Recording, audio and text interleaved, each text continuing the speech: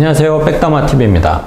돈 모으는 방법, 부자 되는 방법, 사실 최고의 방법은 많이 버는 거죠.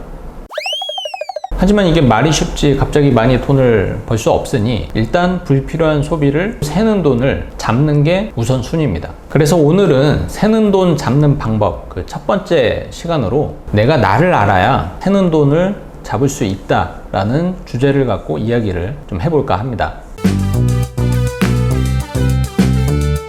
내가 나를 알아야 한다는 것은 내가 어떤 소비 유형, 소비 패턴을 갖고 있는 소비자인가를 알아야 한다는 의미인데요. 일단 소비 유형에는 어떤 것들이 있는지 좀 살펴보겠습니다.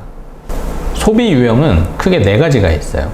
필수 소비, 적정 소비, 그리고 과소비형, 중독 소비형, 이렇게 네 가지로 구분이 됩니다. 필수 소비형은 무엇이냐? 정말 생존에 필요한 소비만 하는 유형을 의미를 하죠. 당연히 외식 같은 거 잘 안 하고 친구들을 만나도 내 돈을 쓰지 않겠죠. 수치로 따지자면 저축률이 최소 60% 이상, 많게는 80%, 90%까지 저축을 하시는 분들, 정말 흔히 말하면 정말로 짠순이 짠돌이들, 사실 내 친구면 절대 만나고 싶지 않은 그런 유형들, 이런 유형을 필수 소비형이라고 합니다. 개인적으로 돈을 모으는 것도 중요한데 이렇게 살고 싶진 않아요.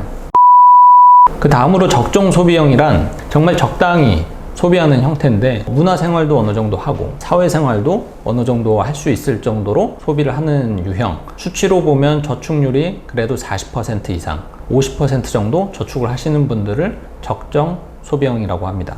재무 설계에 있어서 가장 이상적인 소비 형태라고 할 수가 있겠죠. 그리고 과소비형, 물건을 사는, 소비를 하는 형태를 보면 있는데 또 사는 사람들, 이런 사람들을 그냥 과소비형이라고 합니다.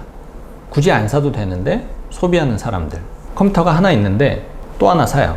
물론 명분은 있겠죠. 그리고 또 이런 물건 자랑하는 거를 되게 좋아합니다. 수치로 보면 저축률이 약 한 20% 이내이신 분들, 본인이 과소비형이라는 것을 알고 계셔야 돼요. 사실 저도 한때는 과소비형이었죠. 마지막으로 중독 소비형이란 그냥 사는 사람들, 그냥 삽니다.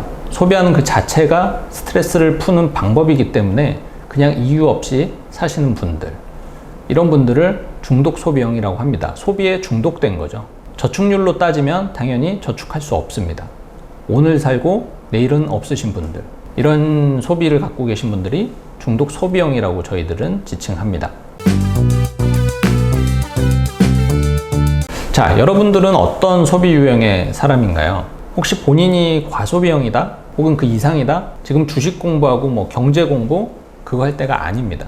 당장 카드 내역서 꺼내놓고 가계부 꺼내놓고 내 돈이 어디서 새는지, 그리고 내가 왜 이렇게 소비를 하고 있는지를 먼저 파악을 하셔야 돼요. 그 다음에 새는 돈을 잡고 그 다음에 뭔가 돈을 굴리는 기술, 재테크를 공부를 해야 되는 거죠. 저는 이 소비 유형이 적정 소비형 이상으로 바뀌지 않은 상태에서 재테크를 한다라는 게 결코 큰 의미가 없다라고 봅니다. 왜냐? 어차피 그 사람들은 조금만 모이면은 또 다 써요. 돈이 모이질 않습니다. 그렇다면 재테크를 하는 데 있어서 왜 새는 돈을 잡는 게 우선이고 중요하냐? 만약에 100만 원씩 적금을 하는데 3% 이자를 준다라고 보면 1년 뒤에 받을 수 있는 금액이 이자 포함 1216만 원입니다. 그런데 매달 새는 돈을 5만 원을 아껴서 105만 원을 저축을 한다라고 하고 이자는 그냥 1%만 받는다라고 할게요. 그러면 1년 뒤에 만들 수 있는 돈은 1265만 원. 이자는 2% 낮지만 모을 수 있는 돈은 당연히 50만 원 정도 더 큽니다. 즉 재테크 기술 연마해서 뭐 수익률 1, 2% 올리는 거 중요하죠. 근데 더 중요한 건 뭐냐? 이렇게 한 푼이라도 더 저축을 하는 것이 훨씬 더 중요하고, 그게 1년 뒤, 2년 뒤에 훨씬 더 많은 돈을 모으게 만들어 줍니다. 또 이렇게 하기 위해서는 근본적으로 소비 유형이 변해야만이 가능하다라는 것이죠. 모든 일에는 순서가 있고 재테크에 있어서 영순위는 올바른 소비 습관이라는 점을 꼭 명심하셨으면 좋겠습니다. 제가 다음에는 어떻게 새는 돈을 현실적으로 잡을 수 있는지 그 방법에 대해서 또 말씀드리도록 하고요. 오늘 영상은 여기서 마치도록 하겠습니다. 오늘 내용 도움 되셨으면 좋아요와 구독 눌러주세요.